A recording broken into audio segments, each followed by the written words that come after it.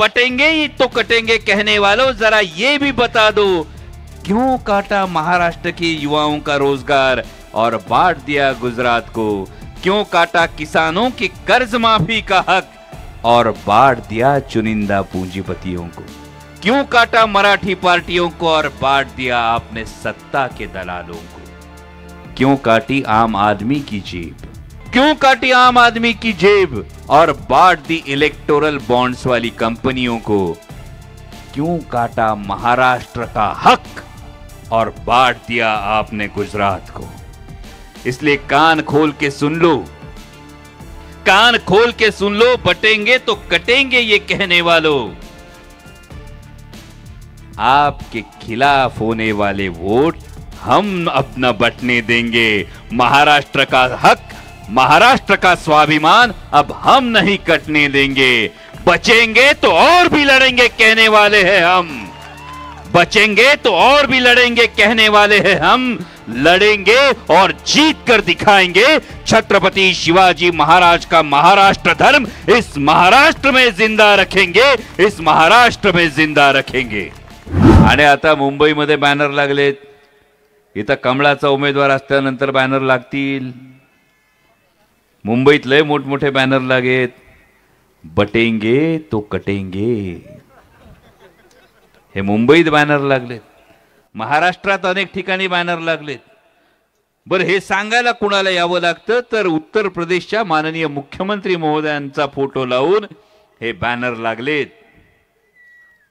हे बॅनर लागत असताना कायम लक्षात ठेवा, जेव्हा त्यांनी बॅनर लावले तो बटेंगे तो कटेंगे असं त्यांनी सांगितले। त्यांना साधा प्रश्न विचारू इच्छितो, बटेंगे तो कटेंगे कहने वालों, जरा हमें ये भी बता दो, बटेंगे तो कटेंगे कहने वालों, हमें जरा ये भी बता दो, क्यों काटा महाराष्ट्र के युवाओं का रोजगार और बांट दिया गुजरात को?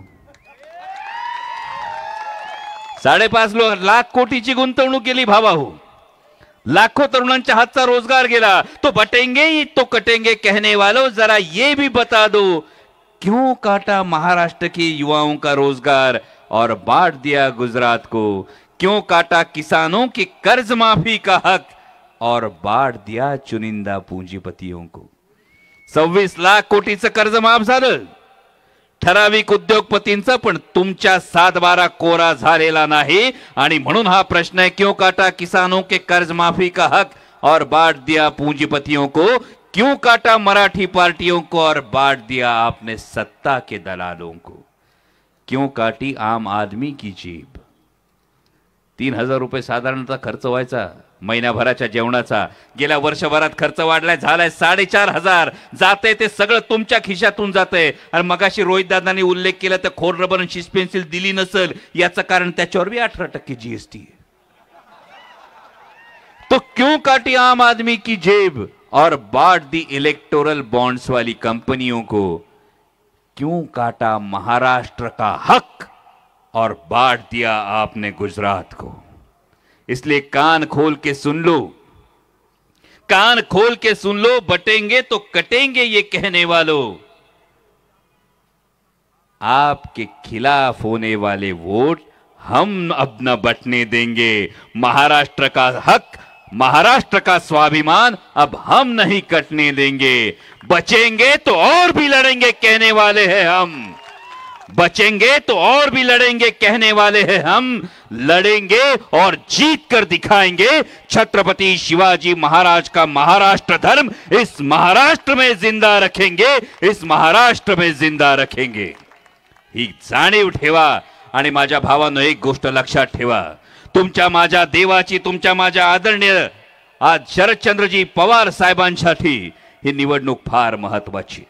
म्हणजे फक्त रोहित दादा पवार कर्जत जामखेड मध्ये उभे नाहीत, तर संपूर्ण महाराष्ट्रात प्रत्येक ठिकाणी आदरणीय शरदचंद्रजी पवार साहेब उभे आहेत। आणि एका माणसाविषयी एक गोष्ट करण्यात आली, ज्या माणसानं आयुष्याची 55-60 वर्ष या महाराष्ट्रासाठी वेचली, एका क्षणात त्या माणसाच्या संपूर्ण इतिहासावर, संपूर्ण कर्तृत्वावर एक बोळा फिरवण्याचं पाप आणि प्रयत्न या भारतीय जनता पक्षाने केलं. आपला बाप हारताना बघायचा नाही, एवढी गोष्ट तुम्हाला प्रत्येकाला सांगतो आणि तुमची रजा घेतो. धन्यवाद. जय शिवराय.